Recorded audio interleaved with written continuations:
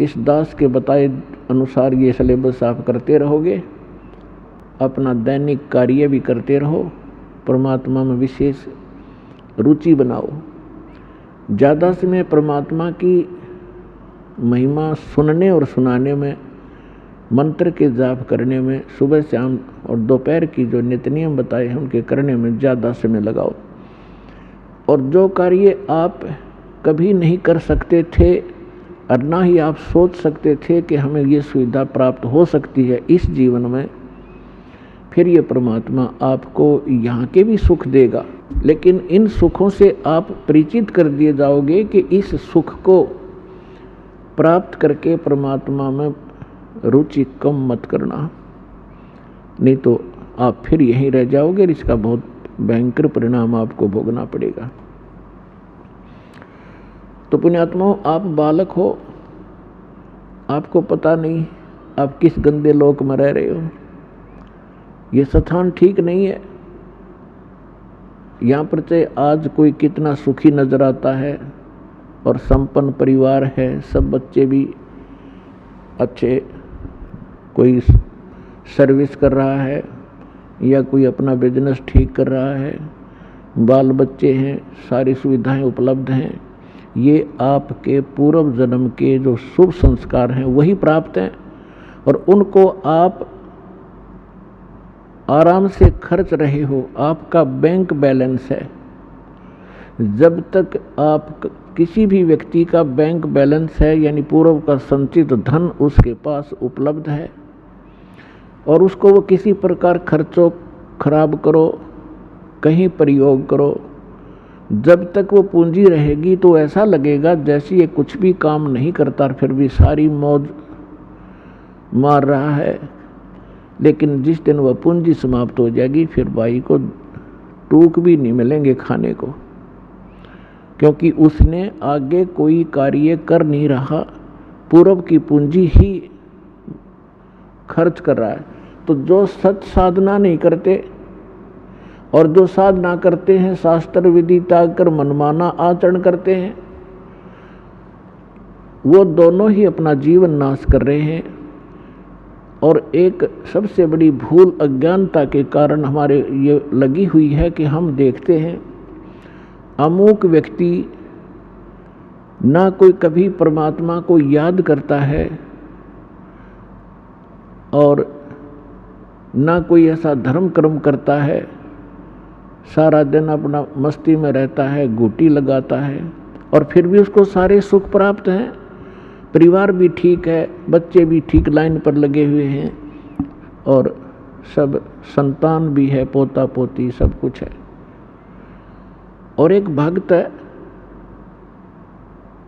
वो सब भक्ति भी कर रहा है, दान धर्म भी करता है, सत्संग में भी आता है और उसको फिर भी कोई ना कोई ठूठा होती रहती है, कोई ना कोई कष्ट घेर ही लेता है। अब बगैर ज्ञान के, बिना ज्ञान के प्राणी यहाँ मार खा जाता है। वो ये सोच बैठता है क्या फायदा इस भक्ति का, ये व्यक्ति सामने वाला कभी राम नाम लेता नहीं, कोई धर्म नाम की चीज ये जानता नहीं, इसको सारी सुख प्राप्त है और हम सब कुछ कर रहे हैं, फिर भी कोई ना कोई दुख आ ही रहा है। तो पुण्यात्माओं, इस ज्ञान को आधार बनाकर जीना जो भगवान ने बताया है।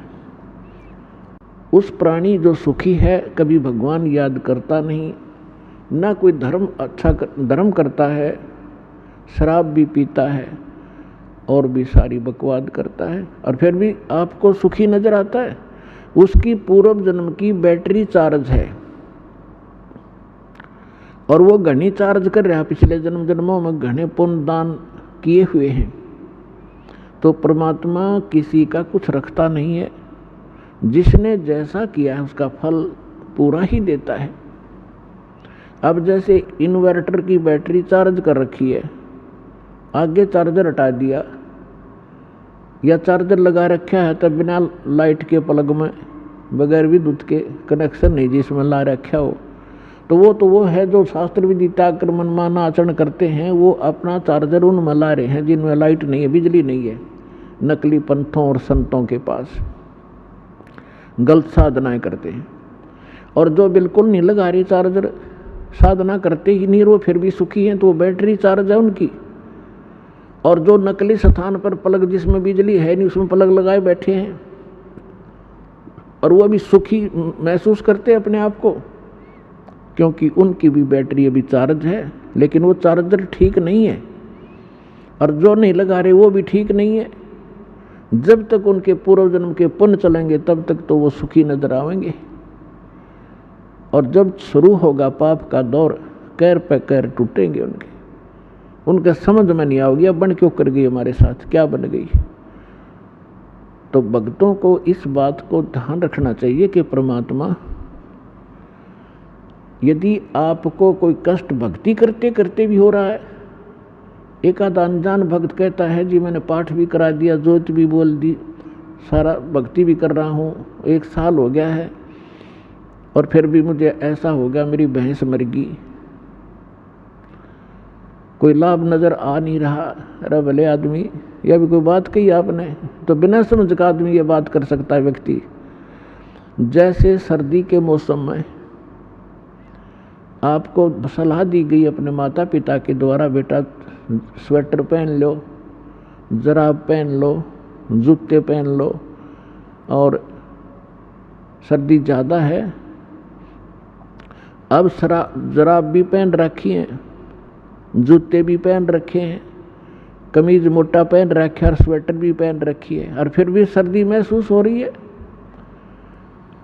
तो क्या वो बच्चा ये कहेगा कि मैंने सारा कुछ पहन रखा है फिर भी सर्दी लग रही है, इन्होंने क्या बचाव किया मेरा।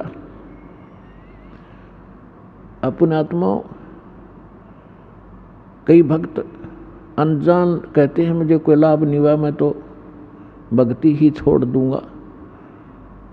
तो ये बातें इस ज्ञान को सच्चे ढंग से अच्छी तरह ना समझने के कारण ही ये मन में इस प्रकार की जो दुर्भावनाएं पैदा होती हैं। उसके लिए सत्संग ध्यान से सुनना चाहिए। अब जिस व्यक्ति ने सर्दी के सारे कपड़े पहन रखे हैं और फिर भी सर्दी महसूस हो रही है, तो वह सर्दी घनी है। और वो यूं कहे क्या फायदा है इन कपड़े के पहनने का, जर्सी पहन रहा, स्वेटर पहन रहा।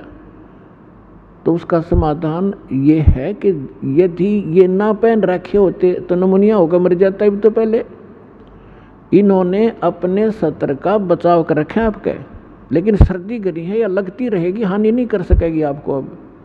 और ये ना पहन रहा होता तो नमूनिया होकर मर जाता।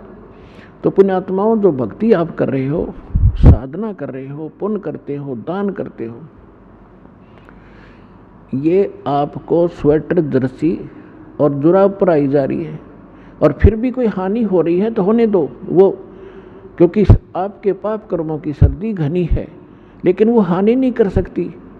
थोड़ी बहुत आपको आभास अवश्य होगा, जैसे हाथ ठंडे हो गए, कान्ना का ठंडी ठंडी हवा लग रही है, लेकिन हानि नहीं कर सकता आपको, क्योंकि आपने बहुत बचाव के कपड़े डाल रखे। इस बात को ध्यान रखना। और दूसरी बात ये है कि कबीर परमेश्वर जी कहते हैं, हमारा दिल डांटने के लिए, दिल डांटने का मतलब इस मार्ग पर स्थिर रखने के लिए, और यथार्थ ज्ञान बताते हैं।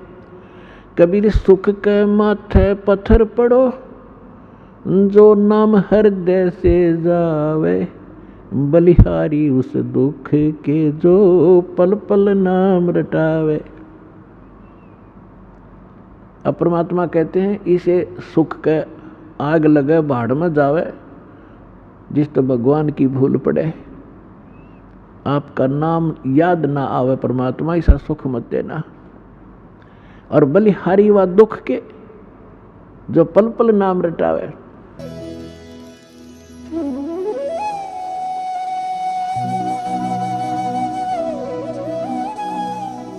अगर आप ये वीडियो YouTube पर देख रहे हैं तो हमारे चैनल को सब्सक्राइब करें और बेल आइकन को दबाना ना भूलें। अगर आप Facebook पर ये वीडियो देख रहे हैं तो हमारे पेज को लाइक करें।